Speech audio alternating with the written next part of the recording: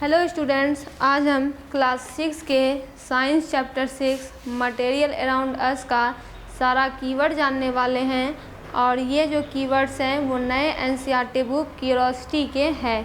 ये keywords chapter के and में मौजूद होते हैं और चैप्टर के बैक एक्सरसाइजेज से पहले मौजूद होते हैं। हम सॉल्व करने वाले हैं इसके सारे कीवर्ड्स को। चैप्टर है चैप्टर 6 और चैप्टर का नाम है मटेरियल अराउंड अस। यानी चैप्टर कुल मिला के इस बात पे है कि हमारे आसपास में किस प्रकार के मटेरियल्स पाए जाते हैं। और पढ़ना इसलिए ज़रूरी है क्योंकि इनका वाइड रेंज में एप्लीकेशन देखा जाता है। तो आते हैं इसके सबसे फर्स्ट कीवर्ड पे। यहाँ पे सबसे पहला कीवर्ड कहा जाता है कि क्लासिफिकेशन क्या होता है। तो देखिए, क्लासिफिकेशन का मतलब होता है क्लासीफाई करना, दैट मीन्स टू क्लासीफाई, यानी चीज़ों को बांटना। जैसे मान लीजिए आपके पास कोई सामान दिया हुआ है, आपको उस चीज़ों को बांटना है, तो आप बांटेंगे किस आधार पर? तो उसकी कुछ प्रॉपर्टी लेते हैं, उसकी कुछ सिमिलैरिटी लेते हैं, कुछ डिससिमिलैरिटी लेते हैं और चीज़ों को इस हिसाब से बांट देते हैं। जैसे आप क्लास 9th में क्लासिफिकेशन पढ़ेंगे कि ऑर्गेनिजम्स को ही बांटा गया है। जैसे मान लीजिए, इसको कुछ इस तरीके से समझते हैं। जैसे मान लीजिए आपके पास कोई ऑर्गेनिजम्स है, जैसे आपको लिविंग और नॉन लिविंग के बीच में क्लासीफाई करना है। एक लिविंग है, एक नॉन लिविंग है, तो इन दोनों के बीच में जो है क्लासिफिकेशन हो सकता है। क्लासिफिकेशन का मतलब क्या? चीज़ों को सॉर्ट आउट करना, चीज़ों को बांटना। तो आप यहाँ पे लिखेंगे कि लिविंग में क्या होता है, नॉन लिविंग में क्या होता है, और फिर ये तो एक प्रकार का बंटवारा हो गया यहाँ पे प्रॉपर्टी के हिसाब से। फिर आपको कभी ये भी कहा जा सकता है कि अब आप लिविंग में ही चीज़ों को बांटिए। तो यानी कि अगर आपको लिविंग में पूछ दिया जाए कि आप वैसे ऑर्गेनिजम्स को बांटिए जिसके कि 2 पैर होते हैं, जिसके कि 4 पैर होते हैं, तो ऐसे बहुत सारे ऑर्गेनिजम्स मौजूद हैं, तो आपको इस हिसाब से बांटना पड़ेगा। तो क्लासिफिकेशन पढ़ाया क्यों जाता है? क्लासिफिकेशन का फ़ायदा क्या होता है? देखिए, फ़ायदा ये होता है जैसे कि इस ऑर्गेनिज्म, अगर हम सिंपल बात करें इन टर्म्स ऑफ बायोलॉजी, बहुत सारे ऑर्गेनिजम्स हैं, सबकी प्रॉपर्टी एक एक करके स्टडी करना असंभव है, इसलिए एक क्लासिफिकेशन कर दिया जाता है, उसी में 20-25 ऑर्गेनिज्म डाल दिए जाते हैं। अब आप जब एक ही प्रॉपर्टी पढ़ेंगे तो आपको पता चल जाएगा, ओ इस इंसेक्ट में भी वही प्रॉपर्टी है, इस इंसेक्ट में भी वही प्रॉपर्टी है। तो सेपरेट स्टडी करने से क्लासिफिकेशन हमको बचाता है। ये फ़ायदा होता है क्लासिफिकेशन करने का, यही चीज़ है। दूसरा है कि हार्ड क्या होते हैं। तो हार्ड का मतलब आप समझते होंगे मजबूत, कठोर। वैसे सब्सटेंस, यानी आसपास के सब्सटेंस की बात हो रही है, मटेरियल्स, पदार्थों की बात हो रही है जिसको आसानी से दबाया नहीं जा सकता, उन सारे मटेरियल्स को हार्ड की श्रेणी में रखा गया है। फॉर एग्जाम्पल स्टोन, पत्थर की बात करें तो क्या पत्थर को दबाया जा सकता है? क्या होगा, ज़्यादा से ज़्यादा पत्थर दबाया तो नहीं जा सकता, इसलिए यहाँ पे जो है हार्ड की श्रेणी में इसे रखा गया है। आप इसका स्क्रीनशॉट ले लीजिए। नेक्स्ट यहाँ पे हमको पढ़ना होता है इनसॉल्यूबल क्या होते हैं। देखिए, सब्सटेंस में भी 2 प्रकार की कैटेगरी होती है, एक होता है सॉल्यूबल, एक होता है इनसॉल्यूबल। इनसॉल्यूबल वैसे सब्सटेंस को कहते हैं जो पानी में किसी हद तक नहीं ही घुलेंगे, यानी पानी में जैसा डालेंगे आप, वो एक टाइम आएगा जब वो स्थिर हो जाएंगे, नीचे बैठ जाएंगे at the bottom, they would settle at the bottom but they would never dissolve, लेकिन वो कभी पानी में घुलेंगे नहीं। तो वैसे सब्सटेंस को कहते हैं इनसॉल्यूबल सब्सटेंस। जैसे कि जो यही लिखा हुआ है, जो पानी के साथ मिक्स नहीं करते, आप चाहे कुछ भी कर ले। जैसे पानी में आप बालू डाल दीजिए, बहुत देर तक उसे पेंसिल से घुमाते रहिए, क्या होगा? बालू घुल जाएगा? नहीं घुलेगा। अब जब आप उसे छोड़ देंगे तो बालू ज़्यादा से ज़्यादा नीचे बैठ जाएगा, जैसा हमने पिछले चैप्टर्स में पढ़ा। तो क्या होगा? वो नीचे बैठ तो सकता है लेकिन वो घुल नहीं सकता। यही होते हैं इनसॉल्यूबल सब्सटेंस। अब यहाँ पे नेक्स्ट कीवर्ड आता है, नेक्स्ट कीवर्ड यहाँ पे आता है लस्टर्स क्या होते हैं। देखिए, कुछ ऐसे सब्सटेंस होते हैं नेचुरली, प्राकृतिक तौर पर ऐसे सब्सटेंस होते हैं जिनमें शाइनिंग मौजूद होती है, जिनमें उनकी अपनी चमक होती है, उसी सब्सटेंस को लस्टर्स सब्सटेंस कहते हैं। या तो वो शाइनी सब्सटेंस है, या तो ऐसी बात है कि they have bright surface that reflect light, यानी उसके पास जो उसका जो सतह बना हुआ है वो ब्राइट सरफेस है जो लाइट को रिफ्लेक्ट कर देने का काम करता है। फिर कुछ मेटल्स जो है लस्ट्रस होते हैं, चमक होती है, उनमें शाइन मौजूद ही होता है, जैसे कि गोल्ड हो गया, सिल्वर हो गया, कॉपर हो गया, एल्युमिनियम हो गया। These all are the metals. जब आप मेटल्स की प्रॉपर्टी पढ़ेंगे तो उनमें इन सब के बारे में स्टडी करनी बहुत ज़रूरी होती है। सबका अपना अपना एप्लीकेशन होता है, वो भी डेली लाइफ में देखने को मिलता है। दो का एप्लीकेशन तो आप जान ही रहे हैं, ज्वेलरी में होता है। कॉपर की बात करें तो घर के वायरिंग में इसका यूज होता है। एल्युमिनियम का यूज़ बर्तन बनाने में होता है। और ये मेटल्स की खास बात यह है कि जब उन पे लाइट फॉल करती है तो दे वुड शाइन, यानी उनमें एक चमक होती है। नेक्स्ट है यहाँ पे मास किसे कहते हैं।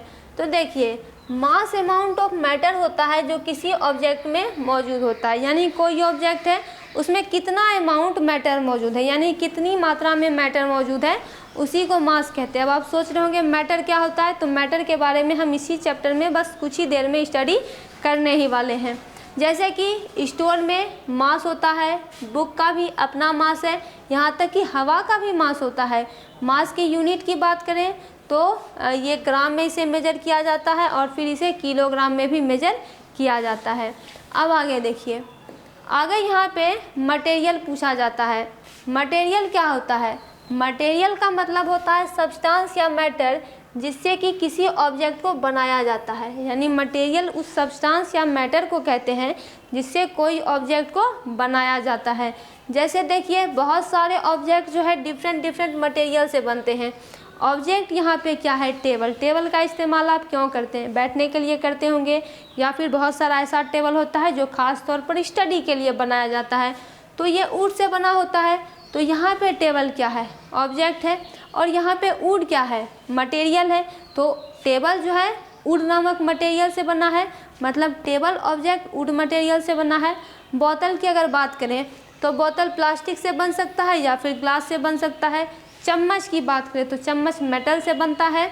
शर्ट की बात करें तो ये कॉटन के क्लॉथ से, या फिर मतलब तो बहुत तरीके के शर्ट आ गए हैं, यहाँ पे एग्जाम्पल के लिए है ये है।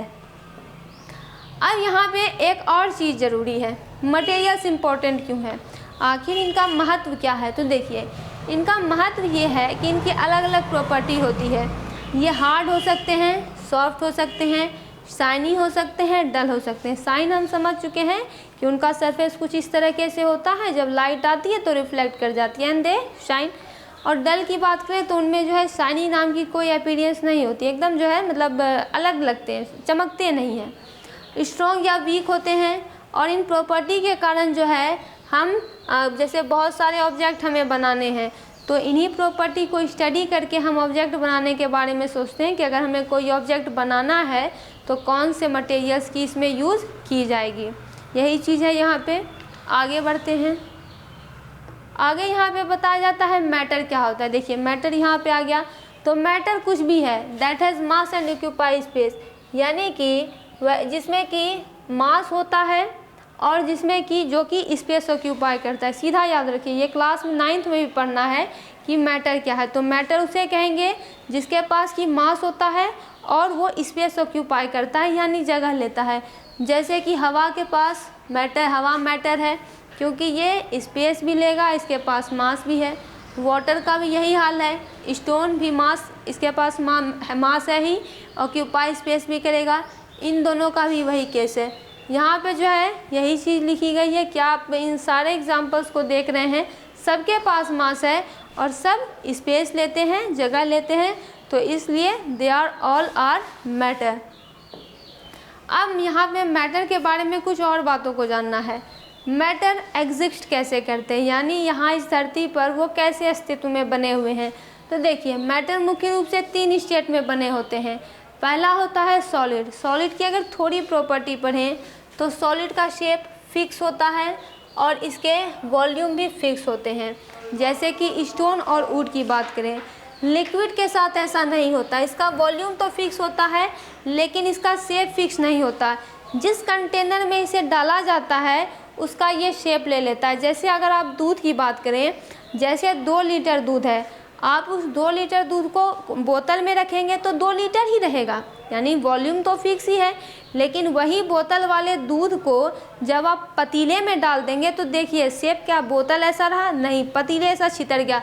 मतलब लिक्विड के बारे में ये बात बोली जाती है कि इनका अपना शेप नहीं होता, फिक्स शेप नहीं होता। ये जिस कंटेनर में इनको डाला जाता है उसका ये शेप ले लिया करते हैं। पानी का भी यही खेल है। गैस की अगर बात करें तो गैस का ना तो फिक्स शेप होता है और ना ही वॉल्यूम होता है। तो इसके एग्जाम्पल में आ गए एयर, ऑक्सीजन और भी बहुत सारे गैस हैं। नेक्स्ट यहाँ पे आता है नॉन लस्ट्रस। देखिए नॉन लस्ट्रस वही हुआ, लस्ट्रस का मतलब क्या हुआ, जिसमें साइन है, जिसके सरफेस में चमक है। नॉन लस्ट्रस मतलब जिसके सरफेस में जो है साइन ही नहीं है और ये जो है एकदम डल लग रहे हैं देखने में। वैसे मटेरियल्स जो कि लाइट रिफ्लेक्ट नहीं करते हैं और साइन नहीं करते हैं, नहीं चमकते हैं, उनको नॉन लस्ट्रस कहा जाता है। जैसे वुड नॉन लस्ट्रस है, ये लाइट रिफ्लेक्ट नहीं करते। रबड़ का भी वही हाल है, प्लास्टिक का भी वही हाल है, कोयला का भी यही हाल है। ये सारे मेटल्स के जैसे, यानी ये सारे मटेरियल्स धातुओं के जैसे रिफ्लेक्ट नहीं कर पाते। फिर यहाँ पे कुछ और भी डिफिनेशन यहाँ पे दी गई है और देखिए याद करने का सबसे शानदार तरीका याद कर लीजिए। लस्ट्रस का मतलब शाइनी, नॉन लस्ट्रस का मतलब नॉट शाइनी। ये दोनों आपस में अपोजिट वर्ड भी है। आगे यहाँ पे ओपेक ऑब्जेक्ट की बात की जा रही है। ओपेक का मतलब यहाँ पे क्या है, ओपेक ऑब्जेक्ट की बात की जा रही है, आसपास के मटेरियल्स की स्टडी कराई जा रही है यहाँ पे। चूँकि तो देखिए ओपेक मटेरियल्स ऐसे होते हैं जिनके आर पार देखा नहीं जाता, आर पार देखा नहीं जा सकता। और यहाँ पे बताया जाता है जिससे आर पार हम नहीं देख सकते और जिससे लाइट जो है पास नहीं कर सकती, उन्हें ओपेक ऑब्जेक्ट कहते हैं। सीधा समझिए, जिनके आर पार नहीं देख सकते, जैसे कि दीवार, सामने दीवार करिए तो क्या आर पार देख सकते हैं, क्या उस दीवार में से लाइट पास कर सकती है? ज़्यादा से ज़्यादा क्या होगा, लाइट की रे आएगी यहाँ पे पड़ेगी तो क्या पार भी कर जाएगी? नहीं कर पाएगी। सॉलिड यहाँ पे है, लाइट कैसे पार करेगी? तो इसी को जो है क्या कहते हैं, ओपेक ऑब्जेक्ट कहते हैं। जैसे लकड़ी की बात करें, लकड़ी का दरवाज़ा घर में है तो क्या लकड़ी के दरवाजे के उस पार देख सकते हैं? नहीं देख सकते। लाइट ज़्यादा से ज़्यादा दरवाजे के इस तरफ पड़ेगी, लेकिन क्या वो रिफ्लेक्ट कर पाएगी? नहीं कर पाएगी। आयरन का भी वही केस है, गोल्ड का भी वही केस है। यहाँ पे आयरन और गोल्ड दोनों के दोनों जो है मेटल्स हैं। फिर यहाँ पे सॉफ्ट की बात करते हैं। सबसे पहले हमने वैसे मटेरियल्स के बारे में पढ़ा था जो कि हार्ड होते हैं, यानी वैसे मटेरियल्स जिन्हें कि आसानी से दबाया नहीं जा सकता, जस्ट लाइक स्टोन। सॉफ्ट की बात करें तो ये वैसे मटेरियल होते हैं जिन्हें आसानी से कॉम्प्रेस किया जा सकता है और इन्हें स्क्रैच भी किया जा सकता है, तो इन्हें सॉफ्ट कहते हैं। अगला कीवर्ड यहाँ पे आता है सॉल्यूबल। तो सब्सटेंस के 2 काइंड हमने पढ़े थे, एक था इनसॉल्यूबल, दूसरा था सॉल्यूबल। पहला सॉल्यूबल है, दूसरा इनसॉल्यूबल है। सॉल्यूबल वैसे सब्सटेंस होते हैं जो कि पानी के साथ आराम से घुल मिल जाते हैं, जैसे कि, और ऐसी कंडीशन भी है ये एकदम जब आप उसको पानी में डालेंगे तो वो पूरी तरह से मतलब लगेगा ही नहीं कि वहाँ पे कुछ दिया हुआ भी गया था, लेकिन होता क्या है कि लिक्विड की टेस्ट यहाँ पे चेंज कर जाएगी। बस इसी को जो है सॉल्यूबल कहते हैं।